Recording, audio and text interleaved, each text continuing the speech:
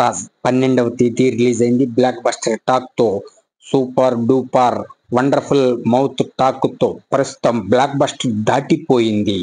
ఈ సినిమా దాదాపు 100 కోట్ల షేర్ కి చేరువైందని సోషల్ మీడియాలో వార్తలు మీరు చూసే ఉంటారు.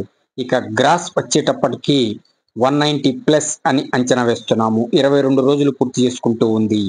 కర్ణాటకలో clean hit break even complete 8 కోట్లకు పైగా కలెక్ట్ చేసి అద్భుతమైన రికార్డు క్రియేట్ చేసింది. చాలా మంది కొన్ని చోట్ల బ్రేక్ ఈవెన్ కాలేదు అని డప్పు కొట్టారు. కాకపోతే వాళ్ళ డప్పు చేసేస్తూ ఈ సినిమా అద్భుతమైన highest grosser all areas break even అని పోస్టర్ బయటికి రాగానే మైండ్ బ్లాంక్ అన్నమాట. అదే ఊపులో ప్రస్తుతం నటసింహ నందమూరి బాలకృష్ణ గారికి పద్మభూషణ్ అవార్డు రావడంతో ప్రతి చోట పండుగ వాతావరణం, పండగలు చేస్తూ ఉన్నారు. అదే దోవలో అఖండ తాండవంలో నటిస్తున్నారు నటసింహ నందమూరి బాలకృష్ణ గారు. ఆయన చెప్పారు, మనం ఏది ఆశించకూడదు, మన పని మనం చేసుకుంటూ వెళ్ళటమే. ఓకే, రాళ్ళు వేస్తుంటారు, పట్టించుకోకూడదు, మనం మంచి చేయాలి అంతే. అప్పుడు మనం అనుకోకుండానే అన్ని మన దగ్గరికి వస్తూ ఉంటాయి అని చెప్పటం ఆయన విజ్ఞతకు నిదర్శనం.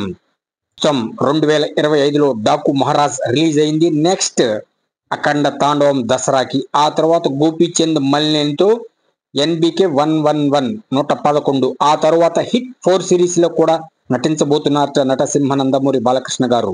మరి అది ఎలా ఉంటుందో చూడాల్సిందే. ఇంకా అఫీషియల్ గా అయితే అనౌన్స్మెంట్ లేవు. నటసింహ ప్రస్తుతం అఖండ తాండవం షూటింగ్ లో బిజీగా ఉన్నారు. ఏవైనా కథలు విని డైరెక్టర్లకి ఓకే చెప్పినట్టయితే బయటికి రావట్లేదు కానీ గోపిచంద్ మల్లేన్తో సినిమా కన్ఫామ్. మరి హిట్ 4 పరిస్థితి ఏమిటి అనేది చూడాల్సిందే. ఓ రోజుల్లో ఆదిత్య 369 కి సీక్వెల్ ఉంటుందని ఒక వార్త అయితే గుప్పమంటుంది. ఆ నటసింహ గారే రాశారట.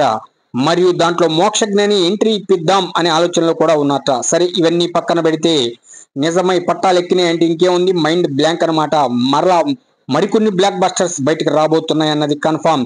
ఇక రాబో అఖండ తాండవం, గోపిచంద్ మల్లేన్ సినిమా అదరహో. అదే విధంగా ఇప్పుడు ఈ డాకు మహారాజ్ 22 రోజులకి మా అంచనా ప్రకారం 190+ కలెక్ట్ చేసిందని అంచనా వేస్తున్నాం. ఏది ఏమైనా సరే, once step in story repeats.